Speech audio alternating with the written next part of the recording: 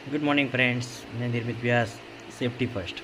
आज का हमारा टॉपिक है TBT, tools box talk. Normally अभी इंडस्ट्रीज़ में क्या हो गया, लोग समझते हैं टीबीटी बस 2 या 5 मिनट का देना है। वर्कर्स भी यही समझते हैं, एम्प्लॉय भी यही समझते हैं, भी आएगा बोलेगा और चला जाएगा।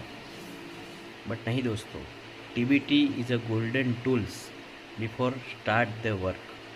जब हम काम के लिए परमिट देते हैं या काम स्टार्ट करने से पहले टीबीटी बहुत ही महत्वपूर्ण चीज़ है, क्योंकि यही वो घड़ी है जब आप जो वर्कर काम करने जा रहा है उसको क्रिस्टल क्लियर क्लैरिटी काम के बारे में दे सकते हैं।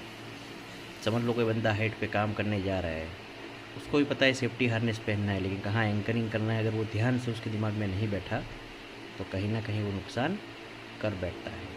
अगर कन्फाइंड स्पेस में जा रहा है, उसको पता है ऑक्सीजन लेवल मेंटेन रखना है, लेकिन ये ऑक्सीजन कम या ज़्यादा होगा तो क्या नुकसान हो सकता है, वो क्लैरिटी देना उसको ज़रूरी होता है।